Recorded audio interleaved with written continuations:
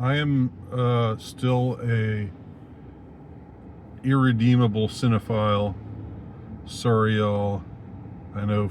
For some of y'all, it's like, why do you want to spend money on Hollywood? And I get it. I get it. It's not about spending money on Hollywood. It's about the art of cinema. But if you see it differently, that's fine. And if you abstain from seeing any movies, I bless you for that. I personally don't think giving a few dollars to the local movie theater to see some movie every week or so, means that I'm. I don't think those. I think it amounts to maybe a couple of pennies, or if that. Going into some Hollywood pedophiles' pockets. So I don't. My conscience is clean as far as that goes. But feel differently if you want. Anyway, that's just my preamble. So I was curious enough about the new Superman. I'd heard a lot of talk about it, and I heard a lot of negativity from a lot of people. And then there were people. There was sort of a. But it wasn't like, what I typically hear, because I'm, very. I follow the anti-woke movie channels, and Critical Drinker and the whole lot of them. I enjoy their content, and so I was curious because I was not hearing just total unanimity one way or the other. In fact, there seemed to be a lot of these anti-woke people out there who were defending the new Superman, and then there were others who were saying, yeah, it's obviously woke, it's obviously PC, it's James Gunn. I have no love for James Gunn, by the way, as a person. I don't think that this goes back to those tweets from years and years ago. I think that suggests something very icky about the man. I don't think it's just something that you can just excuse as, well, that was just a different time, and you could be shot. He's just being edgy on Twitter, and no, I can't do that. But I also so fault me if you want for paying, I guess it was $14 to see a matinee of Superman directed by James Gunn. I guess I've given this pedophile, this Hollywood pedophile or creep. I don't know if I want to allege. I don't know. It's probably not wise to make any allegations like that about specific people. But like I said, hold that against me if you want. I was just my conscience is clean as far as spending money on it. I don't. It's not like I'm helping to fund it. I'm not a producer of it. Little nickels and dimes here and there probably goes more to the local movie theater folks who are just trying to make a living. Anyway, etc. So I saw, and now at the 420 mark, I'm going to start. Hey, 420. Hey. The 420 mark, I'm going to start talking about the movie itself. I liked it, Now it's I don't think it's flawless, but I liked it. I found it entertaining. It had like a summer movie kind of feel to it. It had this. It made me, for a while, feel like I was a little kid watching the kind of movies that I liked watching when I was a little kid. You know, I don't know. I don't think it's deep or anything, but it does have some. There's some. It's visually, I think, well done and well acted, and I don't think it's woke. I don't think there's anything particularly woke about it. Now, people will quibble about this thing or that thing, and people will say, oh, well, this reference to this fictitious world event in this movie is obviously a reference to this real world event in life. There's going to be people like that. There's Ian Michael Black. Is that his name? I used to like him. I used to think he was really funny. I still think he's funny, but he's kind of a gross guy, so I don't really follow him anymore. Haven't seen him in anything in a while, but the closest thing is, like, he shows up as a sort of kind of a Tucker Carlson-esque figure, but there's nothing that's played like, oh, this person is Trump, oh, this person is Vladimir Putin, you know, this obviously represents this is Tucker Carlson. You know, there's really nothing like that.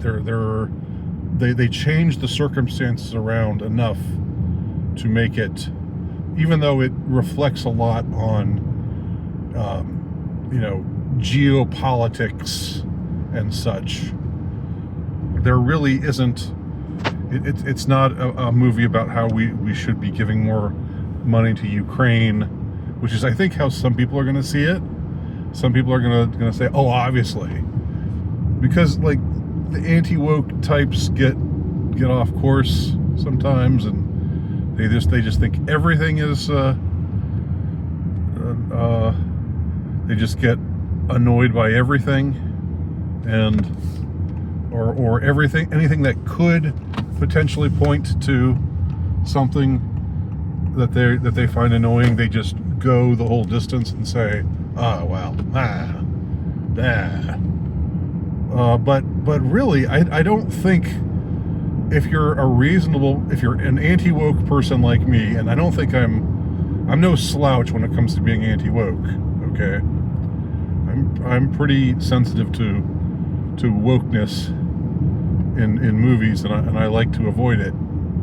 I didn't see anything that was particularly woke in this movie. It seemed like there were a lot of things about, like, people were saying, oh, it's going to be about illegal immigrants, and it's going to talk about ICE, you know, what's going on with ICE right now and with Trump, and no, not really. If anything, there's more. This if you want to draw any parallels, there's more parallels to be drawn with this movie, between this movie and like Bush era stuff. There's some stuff about rendition, you know, to black sites, and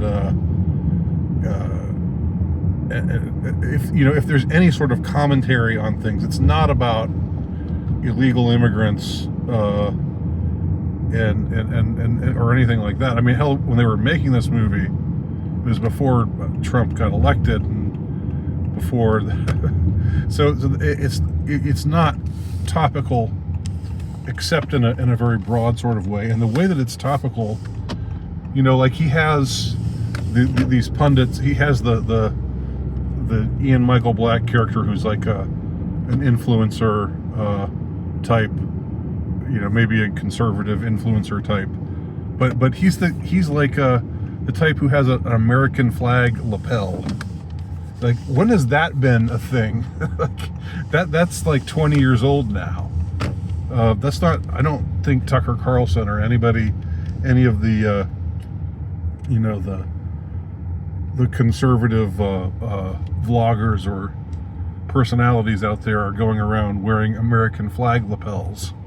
That's a remnant of the War on Terror era. So it seems to me that James Gunn has, with this movie, has steered clear. even though he's maybe said some things that have made people think, here we go again, another woke Hollywood movie. He hasn't done himself any favors lately, I think, at least from the interviews that I've heard with him. But if you actually go and watch this movie, I don't think you'll see a ton of woke stuff. I'll probably get some people saying, Nowicki, you're an idiot. What about this? What about that? And I could go point by point with everything that anyone would bring up who's pissed off about this movie. I think I could come back with a retort that blows your complaint out of the water. I'm pretty confident about that. So let me just think about certain things, like because this is just a impressionistic thing here. I'm just out of the movie theater, and let me think of some things to say.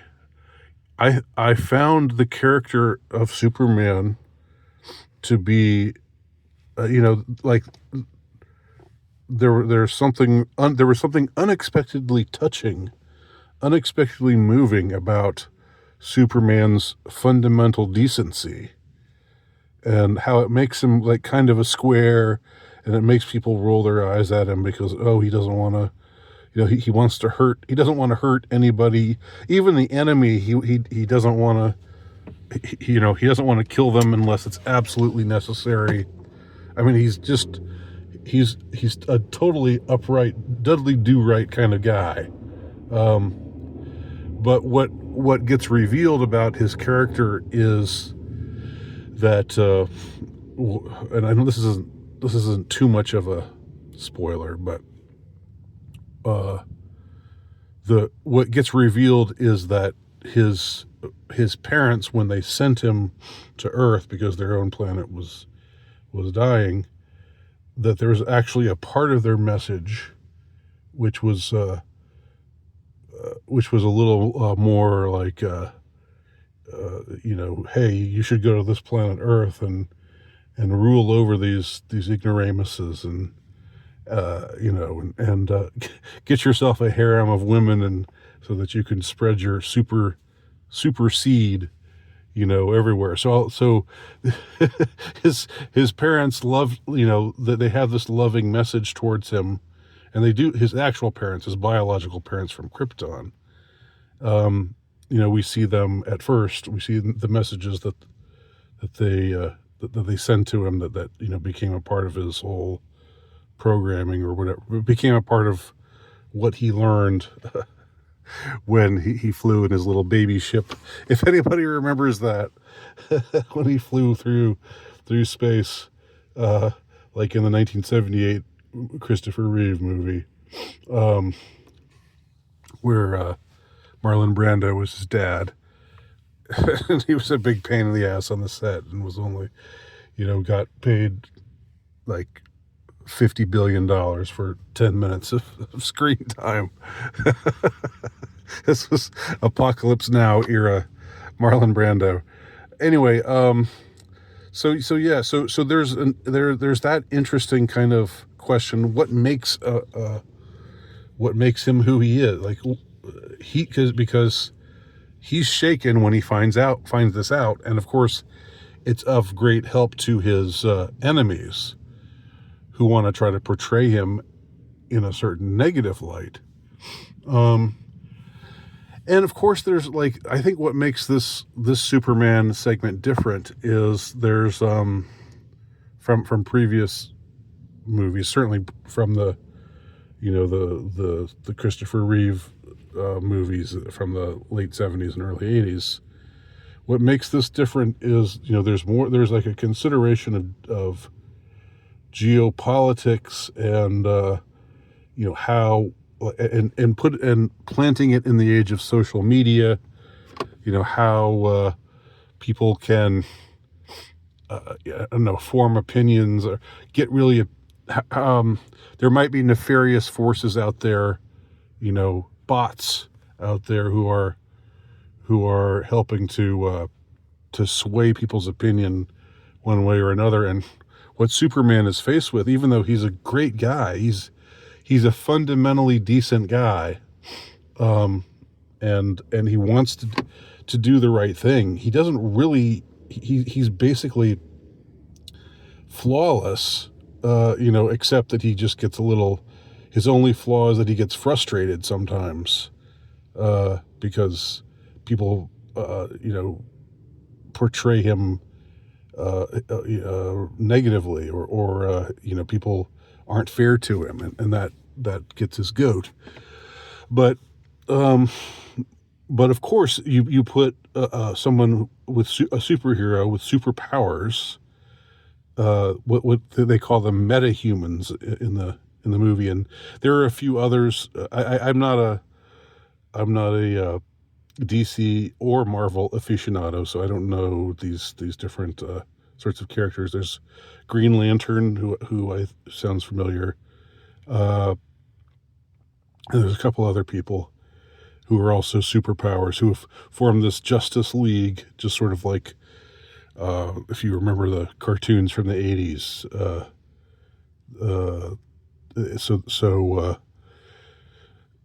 So anyway, that's the circumstances. It's a world that's like ours, except, it's a matter of course that now there are these beings that they call metahumans, and Superman is one of them, and there are a few others, and some of them are good guys, and some of them are bad guys. And there's Lex Luthor, and I think that the portrayal of Lex Luthor in the movie, I think, is a pretty compelling one. Lex Luthor as the villain, who and the Lex in this movie is somewhat less campy than. Well, certainly less campy than the Gene Hackman Lex Luthor from the Superman movies of the 70s and 80s. Because he was sort of he wasn't, that Lex Luthor was really almost more funny. He was evil, but he was also funny. And this guy, it's played pretty straight. He's incredibly smart. He's got this whole operating system at his disposal. He's got drone technology. He's ingratiated himself with all the powers of the world. He's ingratiated himself with the United States, military industrial complex, and with the military industrial complex of other nations that are not on America's side. So he's playing all sides. He has his own nefarious plans, but he's basically, he operates as a military contractor, more or less. And I think the portrayal of Lex as somebody who is motivated by envy, particularly, and there are a few scenes where the characters, there's some exposition laden dialogue that's almost it's like it's so self-aware that it's almost parodic, where characters talk about their own, what motivates them, and Superman points out that Lex Luthor is motivated by envy, and he owns that, and says that his envy is good, and it's good for him, and it will help him achieve his goals, and so forth.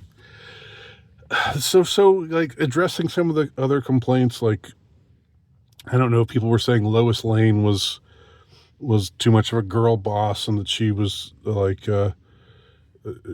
she was allowed to dominate the story too much, and to like sort of like people said that she dominated. She was more strong-willed than Superman / Clark Kent was. That really wasn't true. I don't think Lois in the movie is like a woke, like a girl boss character any more than Lois Lane has always been a very resourceful, and tough-minded and gutsy, reporter. This and she's not really any different here. But one of the big things that comes up, and this is I think this is a rambling talk here, so I think I'll bring this to a close right now until I have something more coherent to say about the movie. But there's a moment, I think, that really where Superman / Clark Kent has the final word. They're arguing about things, and she tends to be more pragmatic and more cynical, and whereas he's being Superman, he's believes in truth and justice and in humanities, in the goodness of humanity, and he expects the best from people, and believes that he has a deeply optimistic take on the human race, and she. So there's a moment where she says, I'm into the really punk rock music, and you're into all these poser bands, and he says, well, maybe being the way that I am, maybe believing in the goodness of humanity, maybe that's the really punk rock way to be. Maybe all this cynicism is not really so punk rock as you think it is. But being like me, being, a straight arrow, being a righteous dude who believes in truth and justice, and doesn't want to hurt anybody that, if he can help it, even if they're bad guys, and so forth and so on. Maybe that's the real punk rock. And it sounds kind of corny as I'm saying it right now, but in the movie, the way that it plays during their conversation is really, it's like, hey, point to Clark, and it trumps all of Lois's cynicism, and ultimately she gets over her cynicism and believes in him, and so it's not a girl boss kind of thing where the guy gets emasculated and ends up just following, and the girl is the true hero, and it's nothing like that. There are a couple of there's like one female supervillain who's pretty badass, but not again, not in a not in a way that's not with an emasculating agenda. I think all the supervillains are pretty cool, and yeah. So I think ending on that note, like this movie is kind of, in spite of everything that's been said about it, it's trying to find I don't think it's divisive. I mean everything's divisive nowadays. Every new iteration of some iconic character is divisive. It's going to be divisive. People are going to feel different ways about it. It's a sign of the times. And of course, Superman is the most iconic. No matter what you say, he was, before there were any of the other superheroes, Superman was, he's basically where it's at. He's where it's, begins and ends as far as superheroes go. And I'm not a big superhero movie or comic book kind of guy. It's just like there's all the other characters, there's all the other superhero characters, and then there's Superman, above all of them. Like he's the man. Superman's the man. Even though Batman I think is more interesting, Superman has just got the mystique, that none of the other superheroes have. So I think just the